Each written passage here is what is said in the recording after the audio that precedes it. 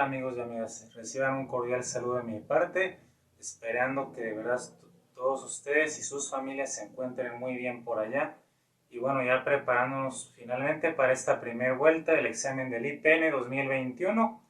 Cerraremos con química para el área 3, ciencias sociales y administrativas. Entonces, sin más, comencemos con la primera pregunta que nos está mencionando: ¿cuál de los siguientes elementos presenta la mayor electronegatividad? Bueno, y tenemos las opciones de litio, flúor, carbono y nitrógeno. Únicamente lo que tienes que recordar aquí es que la electronegatividad a lo largo de la tabla periódica va a estar aumentando siempre primeramente hacia la derecha y posteriormente tomaremos el criterio de que aumenta hacia arriba. Entonces, lo único que tienes que ubicar en la tabla periódica es cuál de estos elementos está más arriba y más a la derecha. Ese es el elemento más electronegativo, en este caso el flúor. De hecho, un dato interesante es que el flúor, que se encuentra en la primera fila de la familia 7A, es el elemento más electronegativo de todos los que hay en la tabla periódica, así que ese dato sería importante incluso que lo aprendas de memoria. No contamos a la familia 8A o el grupo de los gases nobles o inertes porque estos elementos realmente no son reactivos, como lo dice su nombre, gases inertes, no reaccionan con nada, debido a que la electronegatividad, por cierto, es la capacidad de un átomo para atraer electrones hacia sí cuando forma un enlace químico con otro elemento. Por ejemplo, si yo combino el hidrógeno con el flúor, entonces el flúor tiene una gran tendencia, una gran fuerza eléctrica para jalar o atraer esos electrones que forman el enlace covalente, por ejemplo. Entonces, de esta manera tú fácilmente puedes saber cuáles de esas opciones es el elemento más electronegativo o incluso el menos electronegativo, estaría al revés, a la izquierda y abajo, que es el francio. Entonces, vamos con el número 2. Pregunta número 2. ¿El radio atómico aumenta al recorrer de dónde a dónde? Dentro de un periodo, eso es muy importante. Dentro de un periodo, recordemos que los periodos son las filas horizontales o renglones. La tabla periódica contiene 7 periodos, de ahí que se le llame tabla periódica. Y entonces, cuando hablamos de esta propiedad de radio atómico, estamos hablando de que pues va a ser el tamaño de los átomos, ¿no? De hecho, aquí el hidrógeno es el más chiquito, luego van aumentando poco a poco de tamaño. Sí, esto es a lo largo de una familia o grupo que son verticales. A lo largo de los periodos, lo que vamos a estar observando es que va a ir disminuyendo el tamaño conforme yo vaya de izquierda a derecha. Así que como aquí nos está diciendo que el radio atómico va a aumentar, ¿en qué sentido? Al revés, de derecha a izquierda. Entonces sería de derecha a izquierda, como te puse en este esquema. Sí, los átomos más grandes se encuentran abajo y a la izquierda. De esa manera entonces contamos con que, bueno, en la pregunta 1 es el inciso B, en la pregunta 2 también es el inciso B. La respuesta correcta, y este tema se refiere a las propiedades periódicas.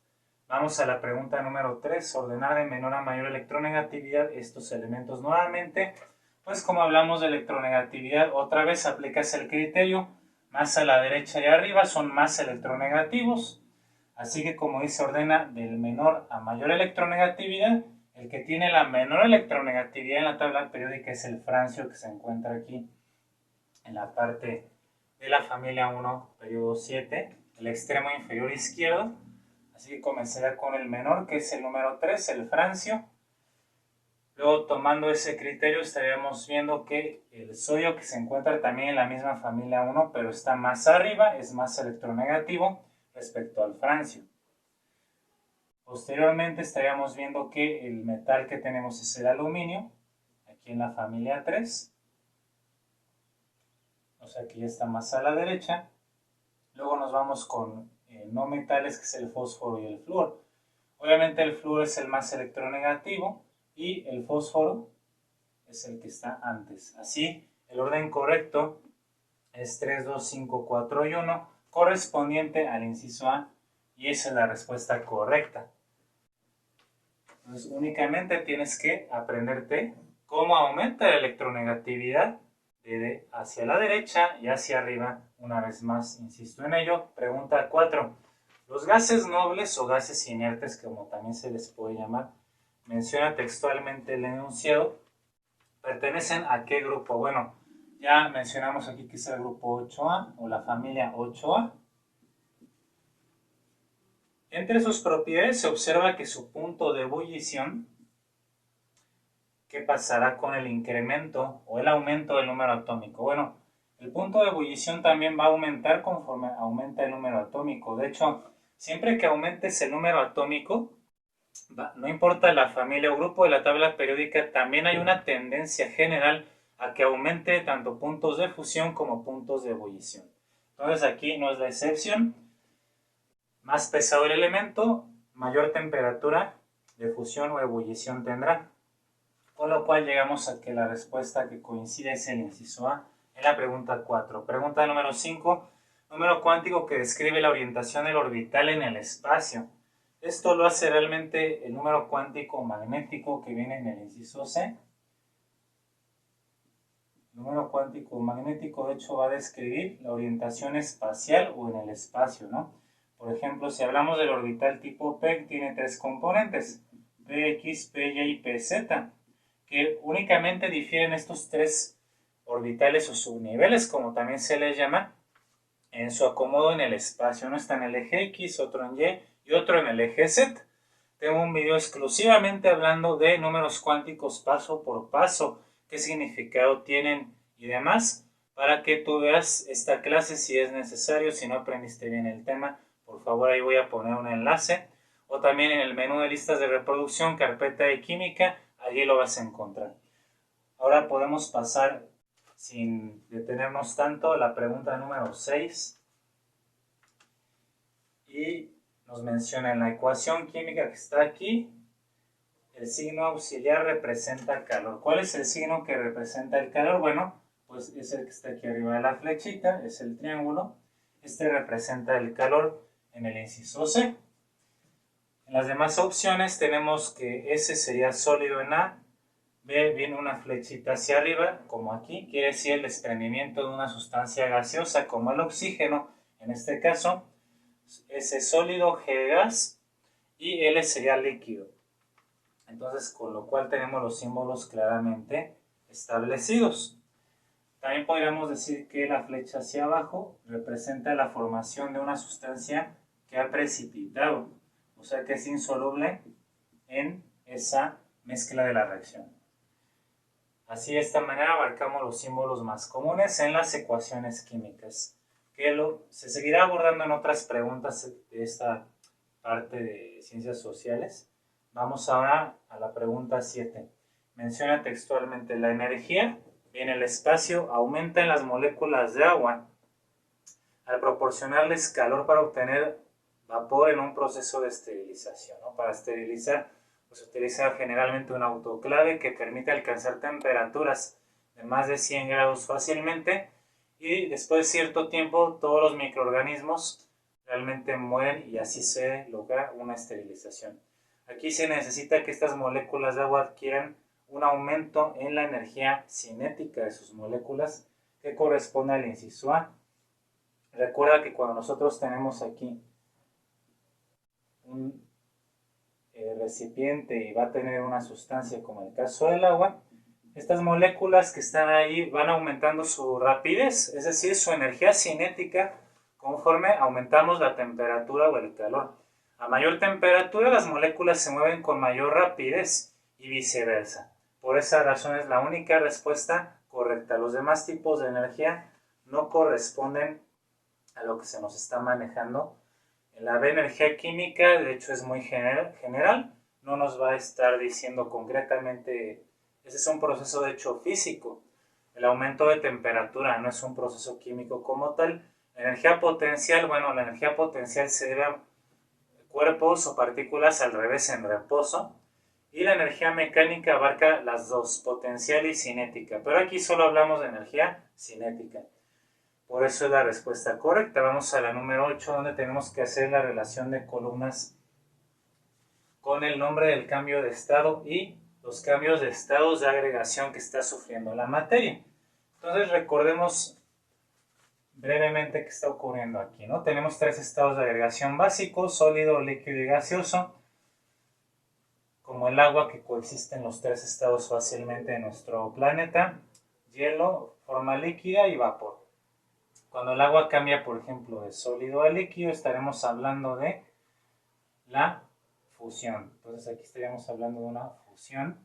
La fusión va a ser el cambio de sólido a líquido. Entonces, uno va con A. La sublimación es un cambio que va de sólido a gas sin pasar por el estado líquido. Eso es muy importante. No pasas por el estado líquido. Solamente algunas sustancias son capaces de hacerlo, como el yodo o el naftaleno, de sublimarse. Entonces, de sólido a gas corresponde a la letra E. La sublimación. La licuefacción, o también conocida como la condensación, corresponde al cambio que tenemos aquí de gas hacia líquido. Aquí tendremos la licuefacción o condensación, que es lo mismo. Entonces, por eso la licuefacción corresponde con la letra C, de líquido a gas. Y finalmente tendríamos que solidificación y vaporización sería: solidificación, pasamos de líquido a sólido, por eso se llama así, solidificación, de líquido a sólido. Y finalmente la vaporización, ¿no? Que nos queda la letra D, de gas a líquido. Entonces, al relacionar nosotros estas columnas, sí, vamos a tener lo siguiente. Aquí vaporización, pero más bien sería de líquido a gas. Esta es la vaporización. De líquido a gas, la letra C.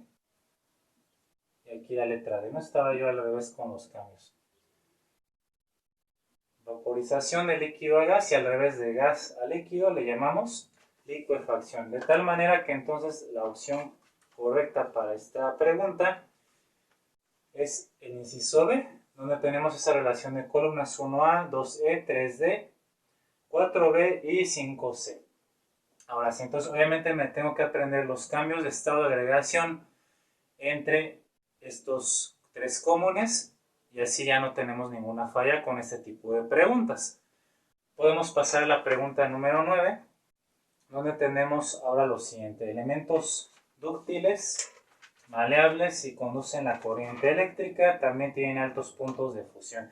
¿Qué propiedades físico-químicas les corresponde a estos elementos? Definitivamente, si son elementos dúctiles, o sea que pueden formar alambres delgados sin romperse. Maleables es que pueden formar láminas delgadas sin que se rompan. Conducen la corriente eléctrica y tienen altos puntos de fusión. Definitivamente estamos hablando de las propiedades físico-químicas de metales, correspondiente al inciso D. Los demás grupos no pueden ser. Calcógenos es el nombre de la familia 6A de la tabla periódica, donde se encabeza con el oxígeno. Son no metales.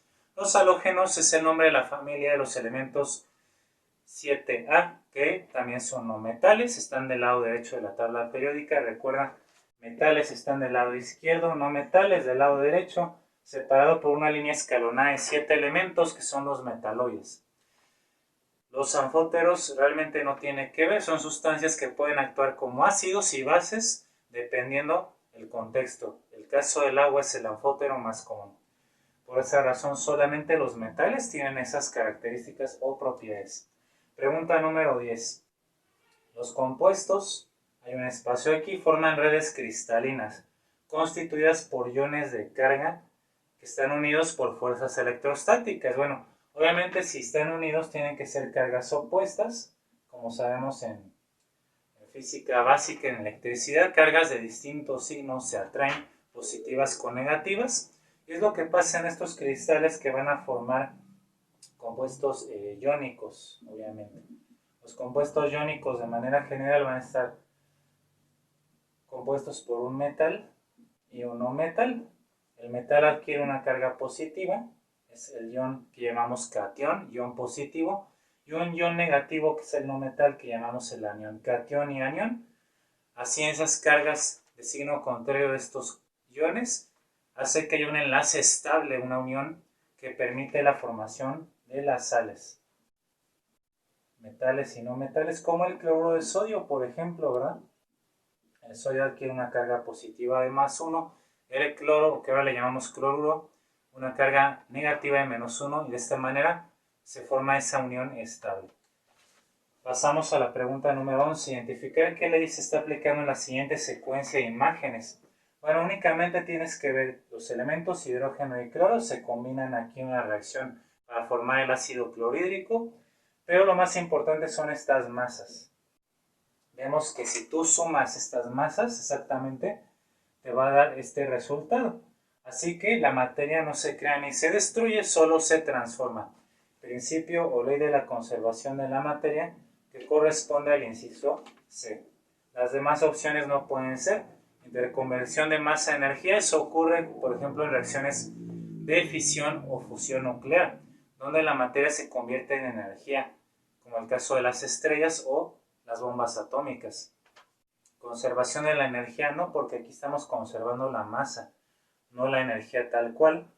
Y la ley de acción de masas corresponde a lo que es el tema de equilibrio químico, así que no está relacionado con esto. Sencillamente es la ley de Lavoisier.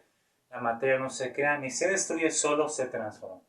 Número 12. Nos piden la configuración electrónica o distribución electrónica que corresponde al elemento nitrógeno, cuyos datos son Z, es el número atómico, que es de hecho el único que nos va a servir para configuraciones electrónicas, es 7, masa atómica de 14, lo cual no vamos a requerir. Aquí aplicamos entonces nuestra regla de las diagonales con la tabla que vemos en este tema de configuración electrónica.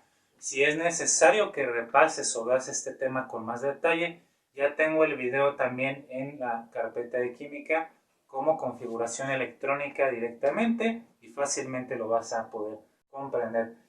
Si nosotros aplicamos la regla de las diagonales para este número atómico, vemos que el orden de llenado de los orbitales va a ser 1s2, 2s2 y 2p3. De esta manera los electrones que están alojados en estos orbitales suman 7, que es el número atómico, y de esta manera fácilmente llego a que la respuesta correcta es el inciso C. Bien, vamos a pasar a la pregunta 13 entonces. Son los compuestos que están formados por 3 elementos distintos. Bueno, estos compuestos se llaman ternarios, donde el prefijo ter significa de 3 o terciario. De esa manera tú puedes obtener la pista, que es el inciso C. Binarios es de 2, el prefijo bi, ¿verdad? 2. Cuaternarios sería 4. Y también tenemos otra opción que nos dice mixtos, lo cual en química de hecho no se maneja. No existe esa clasificación, así que se descarta totalmente. Un ejemplo de un ternario tendríamos aquí al ácido carbónico, que tiene 3 elementos diferentes: hidrógeno, carbono y oxígeno. A eso se refiere únicamente esta clasificación de compuestos.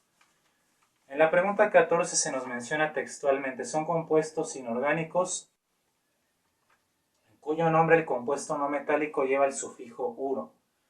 El sufijo o la terminación uro, seguido del nombre del elemento metálico correspondiente. Bueno, eso únicamente puede corresponder a las sales, o sales binarias como también se les conoce, como precisamente el ejemplo que damos aquí del cloruro de sodio. Precisamente el sodio es el metal, cloro es el no metal, y le damos la terminación o el sufijo uro. Cloruro de sodio, en vez de cloro, cloruro de sodio, ¿de acuerdo? Por esa razón estaríamos hablando que la respuesta correcta es el inciso D, las sales binarias. Y los demás, pues de hecho no, oxisales, ni oxiácidos, ni hidrácidos tienen otros prefijos, otras reglas de nomenclatura química, tema que ya tengo completo, bien explicado en mi canal, la misma carpeta de química. Obviamente si tú necesitas aprender bien ese tema o reforzarlo, te invito a que veas estos videos, por favor, y compartas con otras personas que los pueden requerir. Vamos a hacer una pequeña pausa aquí. Y disculpen por esa pequeña interrupción, pero ya saben que aquí tengo el vecino al tren y entonces hay que considerar eso. Vamos a la pregunta 15. Llenar los espacios en blanco de la siguiente tabla. Catión, anión y la fórmula correspondiente. Nos dan el nombre, que es el bicarbonato de magnesio. La única opción que tiene al anión bicarbonato es el inciso A. El anión bicarbonato es HCO3 con una carga global de -1. Entonces, con que tú realmente aquí sepas distinguir entre carbonatos y bicarbonatos, de hecho también abarca el tema de nomenclatura aquí, pues bueno, con eso va a ser muy sencillo, muy directo, muy rápido. El magnesio pues obviamente es el catión Mg+2 y la fórmula al combinar estos dos tendremos que el magnesio queda con una carga de 1, que es el que intercambia con el bicarbonato, mientras que el ion bicarbonato completo HCO3 adquiere una carga de 2, un subíndice de 2, debido a esta carga que se intercambia como subíndice del ion contrario. Esta es la fórmula y entonces por eso corresponde al inciso A. Pero con que tú identifiques que solamente esa opción tiene el bicarbonato, ya podemos pasar al siguiente ejercicio. Ahora se nos está pidiendo en el número 16 la fórmula del pentóxido de difósforo. Bueno, aquí únicamente te tienes que guiar por prefijos. Estamos hablando de un óxido no metálico o anhídrido. Penta es 5, di 2. Pentóxido, entonces estamos hablando de 5 átomos de oxígeno y di fósforo, 2 de fósforo, ¿no? Por esa razón, la respuesta correcta corresponde al inciso C. Pentóxido de difósforo. Listo, pasamos a la número 17. Encontrar la fórmula empírica del compuesto formado por los iones aluminio y oxígeno. Cuando hablan de fórmula empírica, a veces también se le conoce en química como fórmula mínima. Es lo mínimo, lo mínimo que puede tener una fórmula en cuanto al número de átomos. Por eso también se le puede llamar así, fórmula mínima o empírica. ¿Qué es lo que tenemos que hacer? Mira, muy sencillo. Únicamente tienes que intercambiar esta carga positiva, sin el signo, nada más el número, como subíndice del otro elemento, y este 2 como subíndice del aluminio. De tal manera que si tú haces eso, entonces tienes lo siguiente, ¿verdad? Al2, que es el 2 del oxígeno, O3, que es el 3 del aluminio, y ahí está la fórmula mínima o empírica que corresponde también al inciso C. Listo, eso es todo. Pregunta 18 nos menciona: hay que relacionar las columnas de cationes y aniones para formar los siguientes compuestos que tenemos aquí, ¿no? Empecemos con el nitrato de plata. Bueno, obviamente hay que saberse los símbolos, los iones, cationes y aniones. Temas de nomenclatura, insisto, es muy importante ese tema porque muchas veces no lo dominamos. Y ahí tienes 3 videos donde voy avanzando por partes, explicándote con múltiples ejemplos las reglas y cómo formar la nomenclatura más fácilmente. La plata es Ag, entonces aquí si yo me sé cuál es el ion nitrato, ya la hicimos. El ion nitrato es NO3-1. Esto realmente es un tema donde sí es necesario memorizar lista de cationes y lista de aniones, que muchas veces vienen en tablas, en los libros, sus profesores se las proporcionan en los cursos de química, o si no puedes buscar en internet e imprimir una lista de cationes y aniones para memorizarlos. Así que aquí tengo que 4 va con A.